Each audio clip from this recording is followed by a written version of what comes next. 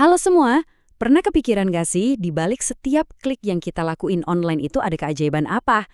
Nah, di bahasan kali ini kita bakal bongkar sihir itu dan lihat gimana mesin luar biasa di balik internet sebenarnya bekerja. Coba deh pikirin, gimana ceritanya video yang disimpan ribuan kilometer jauhnya, bisa nongol di layar kamu dalam sekejap. Kayak sulap ya kan? Tapi percaya deh, ini sama sekali bukan sulap. Walaupun kita sering banget nyebutnya cloud atau awan, internet itu sebenarnya bukan sesuatu yang ngawang-ngawang di atas kita. Justru sebaliknya, ini tuh sistem fisik yang guede banget. Dan sebagian besarnya ada di bawah kaki kita, bahkan di dasar samudra. Iya, benar. Kamu nggak salah baca. 99%.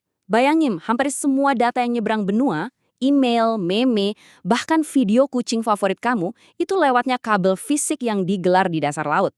Ini tuh infrastruktur raksasa yang nggak kelihatan, tulang punggung dunia digital kita.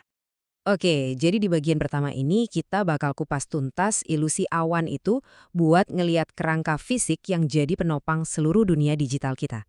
Selanjutnya, kita mundur dikit yuk ke sejarahnya. Soalnya internet itu nggak muncul gitu aja. Proses evolusinya tuh puluhan tahun. Dari proyek eksperimen kecil sampai jadi jaringan global yang kita andalkan tiap hari. Perjalanannya tuh dimulai tahun 1969 dengan ARPANET. Ada fakta unik nih, pesan pertama yang mau dikirim itu harusnya login, tapi sistemnya malah nge-crash pas baru ngetik 2 huruf, LO. Nah, dari situ fondasinya terus dibangun. Di tahun 80-an ada yang namanya TCP per IP, yang jadi kayak bahasa universal buat semua jaringan. Terus di tahun 90-an, lahirlah World Wide Web, yang bikin internet jadi gampang dipakai buat kita semua.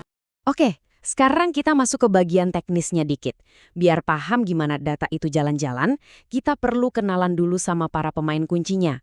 Konsep dan perangkat yang tugasnya jadi pemandu, penerjemah, dan polisi lalu lintas di jalan tol informasi ini.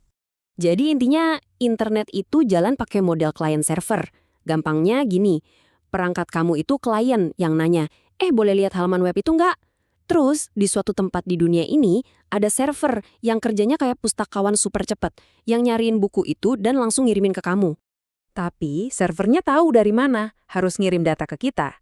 Nah, setiap perangkat yang nyambung ke internet itu punya alamat unik, namanya alamat IP.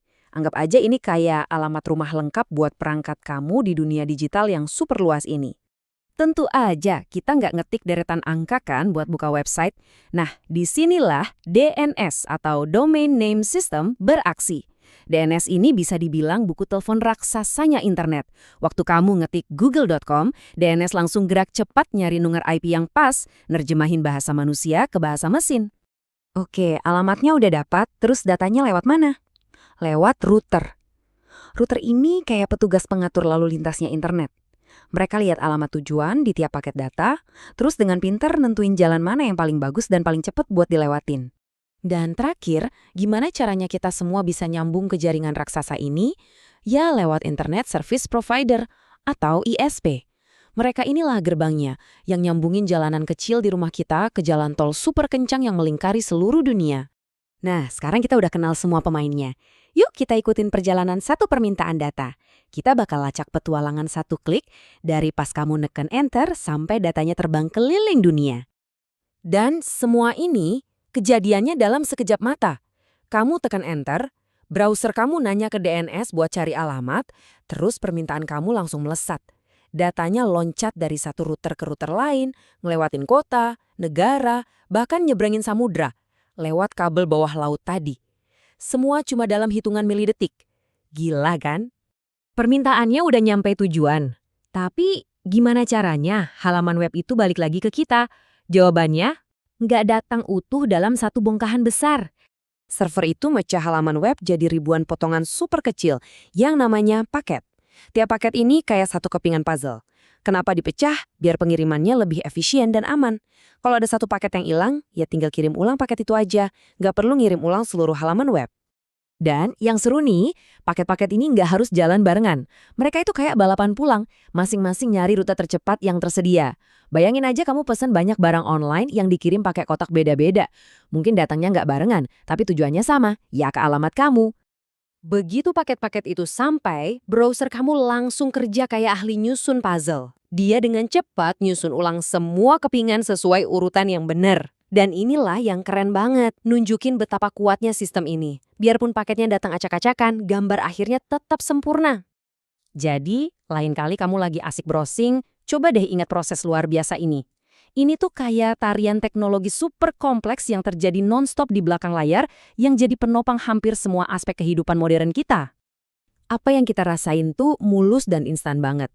Tapi di balik layar, ada realitas teknis yang gila-gilaan.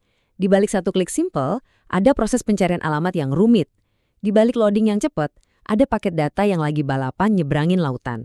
Dan di balik video yang lancar jaya, ada ribuan kepingan puzzle yang lagi disusun ulang. Semua terjadi lebih cepat dari kedipan mata. Nah, ini dia poin kuncinya. Perjalanan luar biasa yang tersembunyi ini. Jadi bayangin, setiap kali kamu ngirim email atau ngelakuin hal sekecil apapun online, kamu itu sebenarnya lagi micu sebuah petualangan data global yang dahsyat. Ini semua ngebawa kita ke satu pertanyaan besar.